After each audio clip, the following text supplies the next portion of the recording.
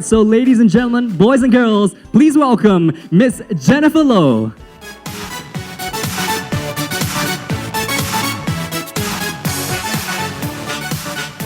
Hello, good morning everybody. How are you today?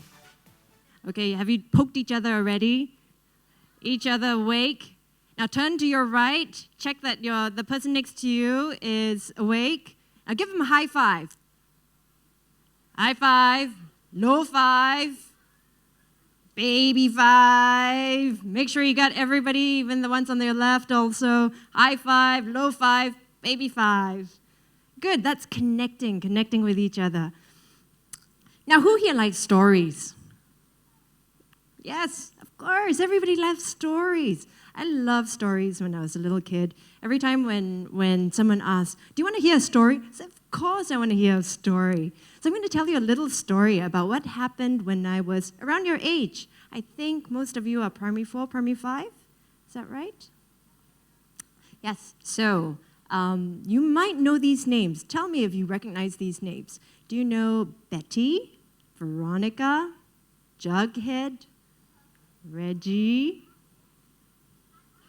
Yes, that's right. Yay! People still know Archie comics. So Archie comics, when I was your age, I used to be a huge fan of Archie comics. So I had a really good friend as well. She was my classmate since primary 1. I think we were in the same class for many number of years until we were primary 5.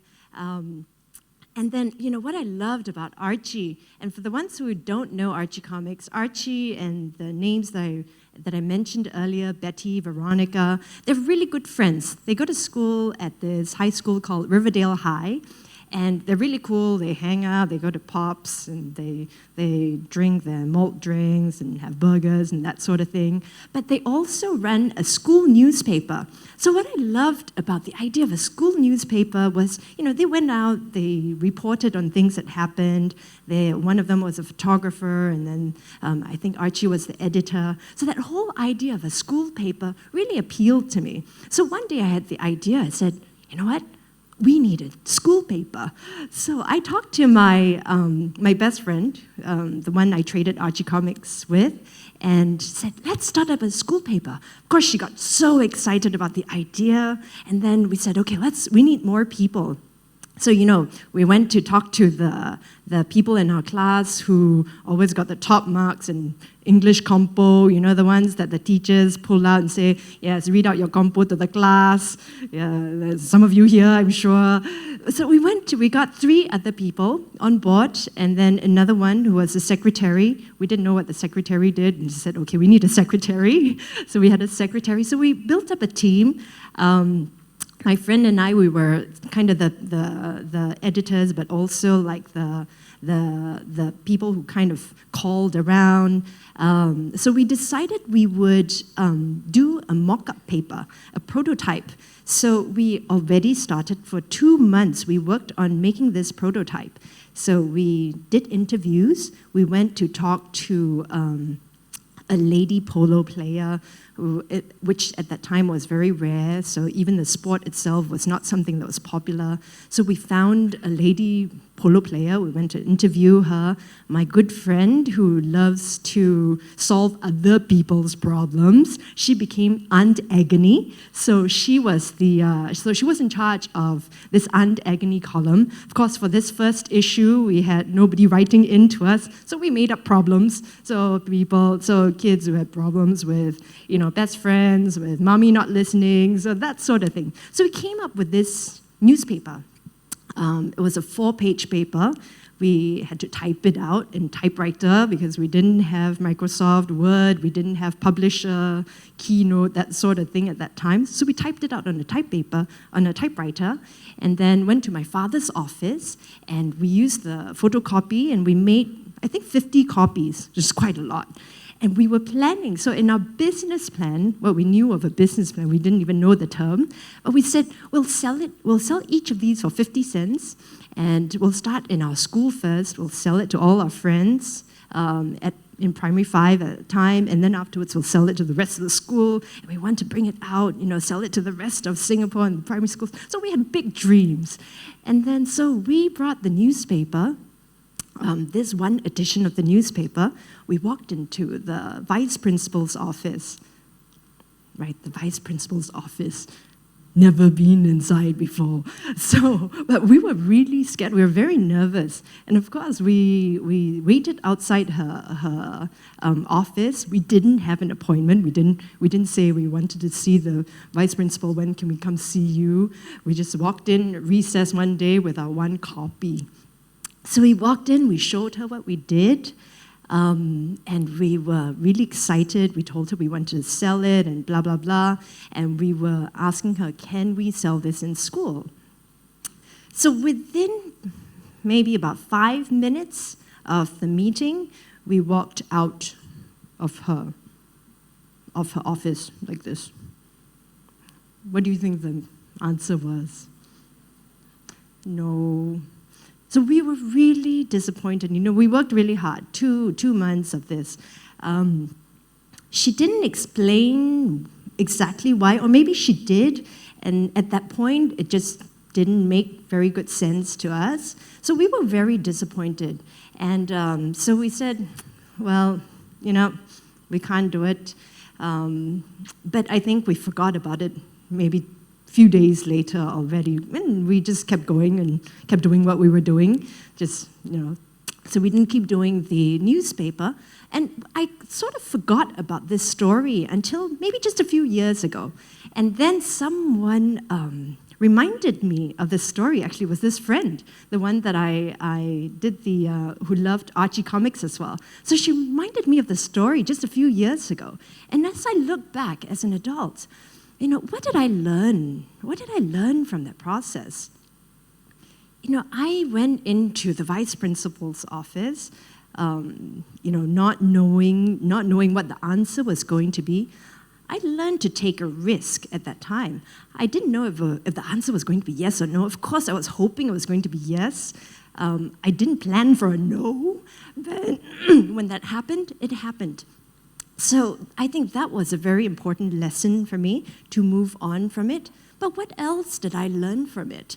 That process of getting friends together, of selling the idea of having a school newspaper. So I succeeded with my good friend. Of course, that was easy because she liked Archie comics already. But we sold the idea to the other writers, the ones who stand up in class and talk about their compo and read out their compo. So we sold the idea to these people. We brought the team together. And also, over the 2 months, we had people within the team who were bickering, fighting with each other. So we also had to manage that group of people as well. So within 2 months, we actually learned a lot of lessons. And I think those lessons are a lot more valuable than that one rejection of no. And in fact, that one rejection of no allowed me to take no for an answer. Because after I hear that first no, the other no's that come after that have less of an impact on me. So it allowed me, so what I've learned from that one lesson, even though I didn't realize it at that time, was it allowed me to do other things, to take risks, to do other things. So I have gone on to build groups around me, to organize talks, to start up businesses. And I want to talk a little bit about what I'm doing now.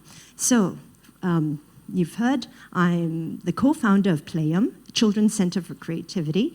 So Children's Center for Creativity is a space where we believe children can do and children will do if you give them space and time. So I'm going to play a really quick video, and maybe you'll get a little bit of an idea of what we're about. I want to play. Not when they want me to play, but when I want to play. I don't need anyone telling me what I should play with and what I shouldn't. It would be have that long legs, like that long, and it would have tummy. I don't need instructions. All I need is freedom. When you design something, it becomes real, and then if it's like a roller coaster, you can go on top of it. To draw stuff that makes no sense. to invent things that have no use. I'll change the world tomorrow. Promise.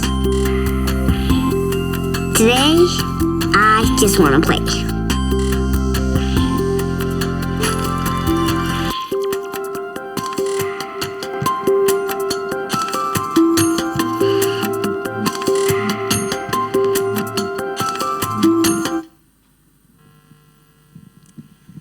So play. So this is an adult telling you, play. How often does that happen? There's actually play experts around the world. And in fact, there was a guy who was here recently. His name is Stuart Brown. And Stuart Brown is an old guy. He's about 60-something. Not that old, but he's a mature man. And he's all about play, and his office is in the outdoors. So he runs this Play Institute, National Institute of Play in the U.S., and his office is out in the forest. So he's created little monkey swinging sort of ropes to go from one building to another. He integrates play into his life. So play is an opportunity for all of us to experiment with ideas. It's an opportunity for us to get together with friends, to test out relationships, to test out ideas, to test out how we work together with each other.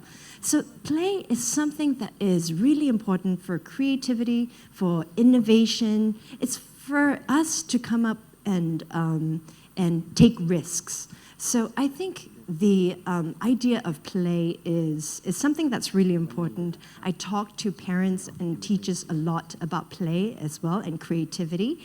And it's something that is vitally important. And I'm not saying play with no responsibilities. Okay, you're waiting to hear that line, all play, no work makes Jane a dull person. All work, no play makes Jane a dull person, but all play, no work is not right as well. So it's about playing responsibility. Play, but when you're doing your work, for example, when you're doing your spelling, your things here, you could always also integrate. Think creatively about how you could integrate a little bit of playfulness into it. You put the words together, string them into sentences, make a funny story, write it out. That sort of playfulness. Of course, there's some things that you have to do. If it's to practice your writing, you do that. So that's responsibility. But play, integrating play into the lives. So Stuart Brown says everybody should be playing at least 20% of their time. So that time could be time that you're using to learn whatever you're doing in school or outside of schoolwork. So, but use that time to experiment, to play with your friends, to test out ideas. So don't just think about, killing zombies with plants or crushing candies, but also take time out to just go out and play without somebody else telling you how to play. So that's something that I hope that you walk away with, and that's also some place where I hope you can learn to go out of your comfort zone. So just don't do things that you think you'll get a success. Building that Lego and having it fall and building it back up again, that's part of that whole process. So learning that it's okay to fail, that it's okay sometimes to take a no, to get a no sometimes. I think that's the really important and exciting part about play. Otherwise, if it's too easy, there's no reason to play. So with that, I hope that you walk away thinking, yes, you can do it. It doesn't have to always be a yes for you. Sometimes failures are okay. Thank you very much.